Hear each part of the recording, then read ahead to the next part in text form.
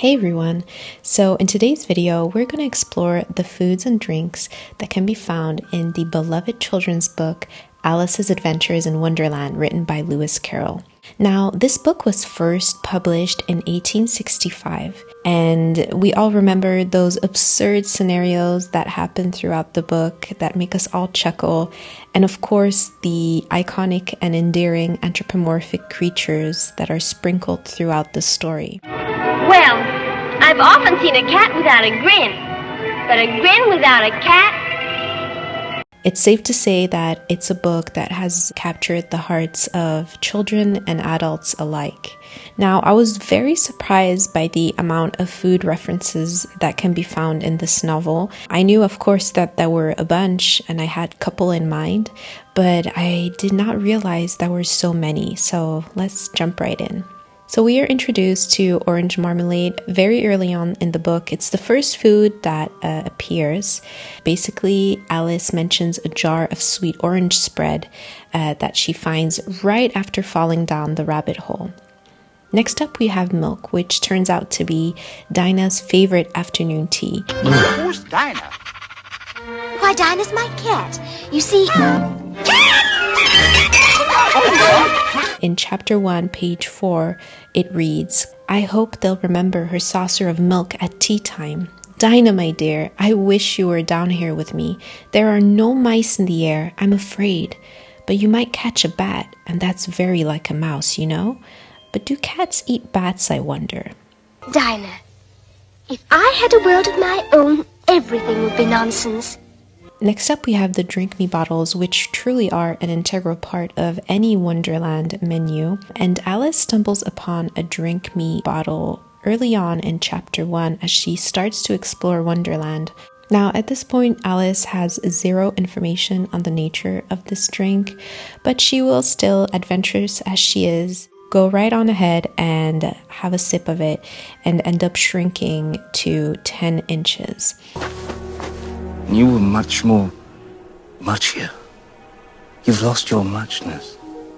In chapter 1, page 6, it reads, "However, this bottle was not marked poison, so Alice ventured to taste it, and finding it very nice, it had in fact a sort of mixed flavor of cherry tart, custard, pineapple, roast turkey, toffee, and hot buttered toast. She very soon finished it off." There is another bottle that Alice finds in chapter 4, but this time it's unlabeled.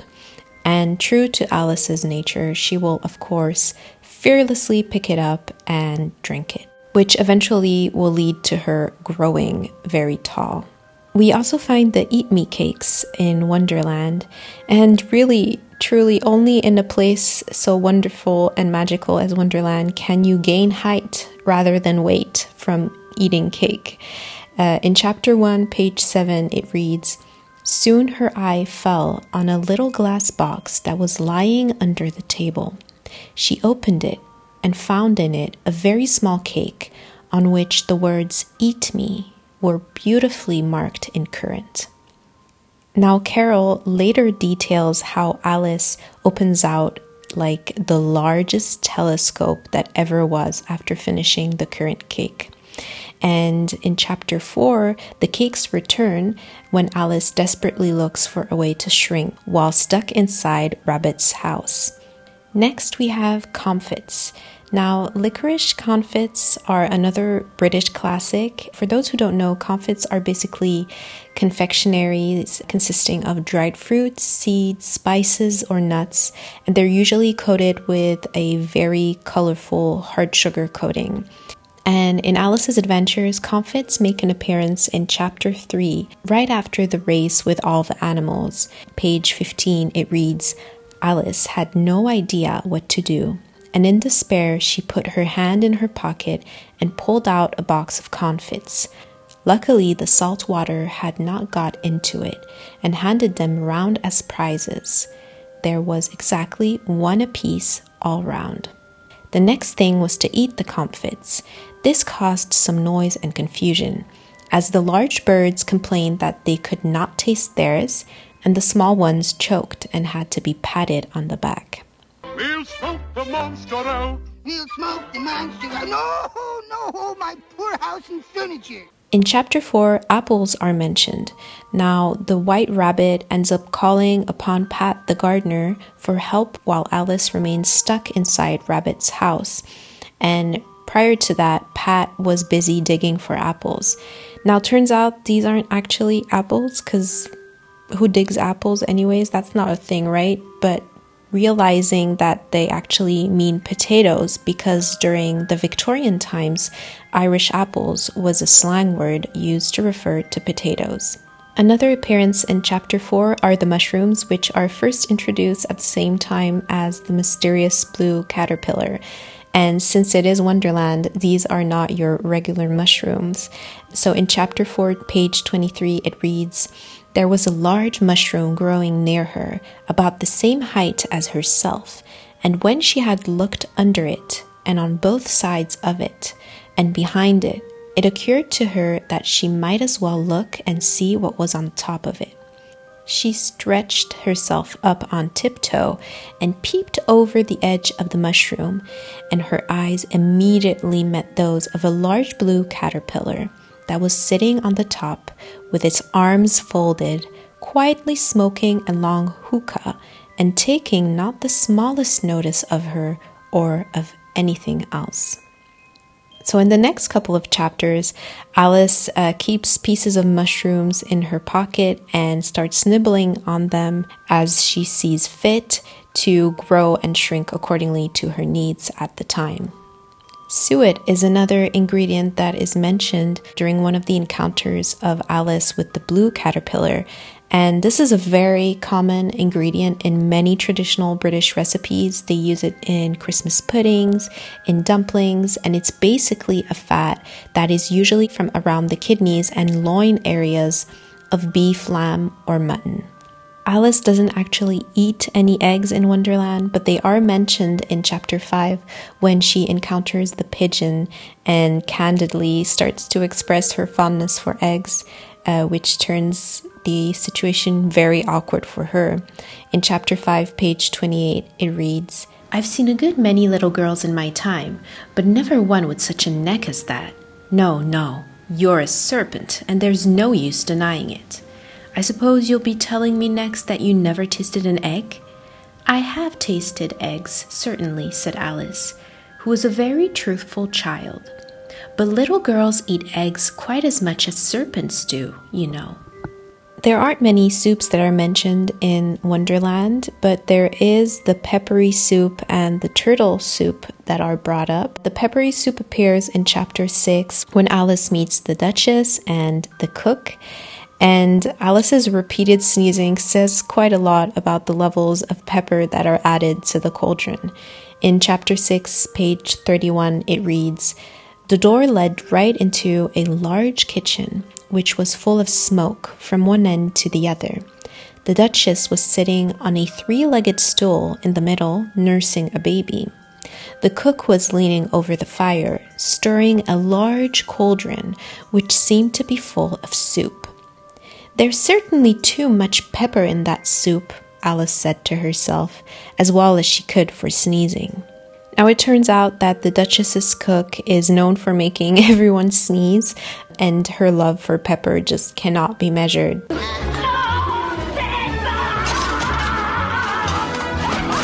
In chapter 11, page 65, it reads, "The next witness was the Duchess's cook. She carried the pepper box in her hand, and Alice guessed who it was, even before she got into the court, by the way the people near the door began sneezing all at once."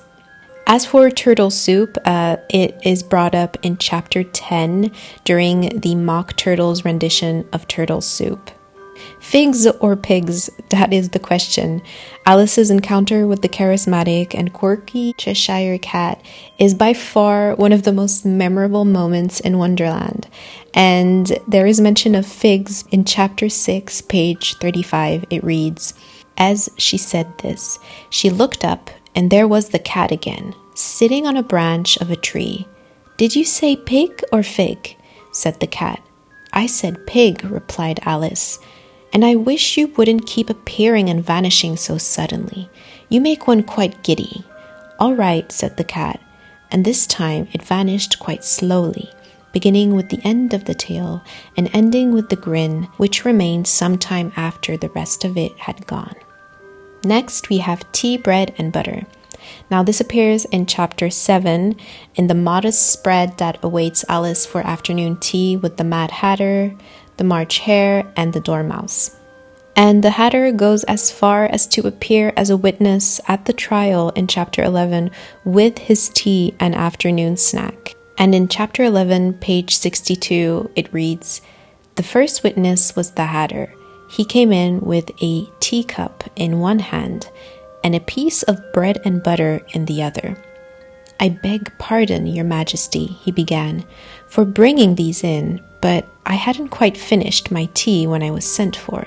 Of course, you can't have a British novel without mention of a good warm cup of tea.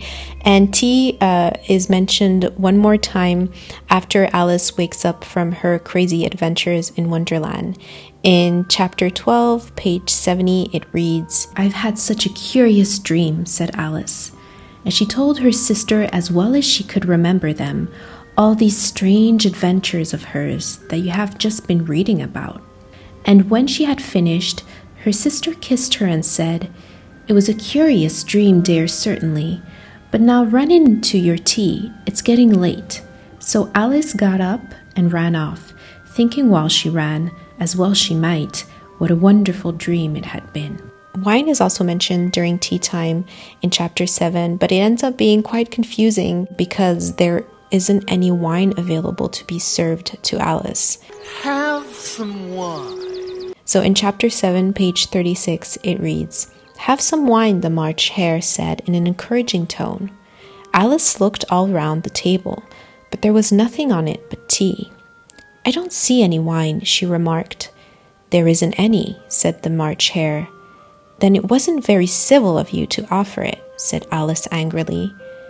"It wasn't very civil of you to sit down without being invited," said the March Hare. Treacle is another one that people might not be familiar with. It's better known, though, as blackstrap molasses in the US. And it's basically a very dark and thick sugar syrup that was primarily used to treat snake bites during the 17th century. Nowadays, treacle is used in a lot of different British specialties. You can find it in toffee, puddings, and even Christmas drinks and cocktails. And in Wonderland, Treacle is brought up many times by the Dormouse as he narrates his story to Alice. "Once upon a time, there were 3 little sisters," the Dormouse began in a great hurry. "And their names were Elsie, Lacey, and Tilly, and they lived at the bottom of a well." "What did they live on?" said Alice, who always took a great interest in questions of eating and drinking. "They lived on treacle," said the Dormouse, after thinking a minute or two. I also want to mention the tulip roots, even though they're mentioned only once in chapter 8, because the history behind it is really interesting. Tulip bulb consumption is actually said to have originated during World War II. As a result of the Dutch famine of 1944 to 1945, Dutch authorities started selling unplanted tulip bulbs of farmers who had stopped their activities due to the war. So when you prepare them correctly, tulips are edible as long as they're not treated with chemicals.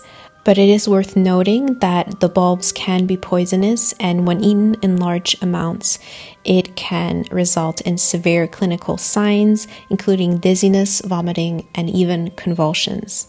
And the tulip roots are mentioned once by 5 and 7 during their argument in front of the freshly painted roses at the royal garden. Another food item that isn't actually consumed in Wonderland but is mentioned is mustard. And according to the Duchess, mustard and flamingos have more in common than we think. In chapter 9, page 50, it reads, "Very true," said the Duchess. "Flamingos and mustard both bite. And the moral of that is, birds of a feather flock together. Only mustard isn't a bird," Alice remarked. "Right, as usual," said the Duchess. "What a clear way you have of putting things. It's a mineral, I think," said Alice. "Of course it is," said the Duchess, who seemed ready to agree to everything that Alice said. "There's a large mustard mine near here. And the moral of that is, the more there is of mine, the less there is of yours. In Chapter 10, Alice rightfully conceals her appetite for lobsters during her discussion with the sorrowful Mock Turtle. Chapter 10, page 55, it reads, "At last the Mock Turtle recovered his voice and, with tears running down his cheeks, he went on again. 'You may not have lived much under the sea.' 'I haven't,' said Alice. 'And perhaps you were never even introduced to a lobster.' Alice began to say, 'I once tasted,' but checked herself hastily and said, 'No, never.' So you can have no idea what a delightful thing a lobster quadrille is." "No, indeed," said Alice. "What sort of a dance is it?" Hamish, do you ever tire of quadrille? On the contrary, I find it invigorating. During the discussion with the Mock Turtle and the Griffin, there is also mention of pie crust, gravy, and meat. Thank you for that very interesting story. I haven't started yet. And last but not least, we have tarts, which are a big part of Chapter 11 because it focuses on the trial of the Knave of Hearts, who allegedly stole the Queen of Hearts' tray of tarts. Someone has stolen Sweet of my tarts! In Chapter 11, page 61, it reads, "In the very middle of the court was a table, with a large dish of tarts upon it. They looked so good that it made Alice quite hungry to look at them. 'I wish they'd get the trial done,' she thought, 'and hand round the refreshments.'" We end up discovering a couple pages later that the tarts are actually treacle tarts. And treacle tarts, fun fact, are also referenced in Harry Potter and the Philosopher's Stone. But of course, in Wonderland, everything is a little bit different. And since the tarts are prepared by the cook, they end up being made of mostly pepper. So there we go, all the food and drinks in Alice's Adventures in Wonderland by Lewis Carroll. I hope you enjoyed this video. If you like it, give it a thumbs up. Don't forget to subscribe for more videos like this. And do let me know in the comment section if you have a book recommendation. I love to go through different types of books and just picking out the foods and drinks in them and sharing those results with you guys. So any recommendations are very welcome. And all right, take care. Bye.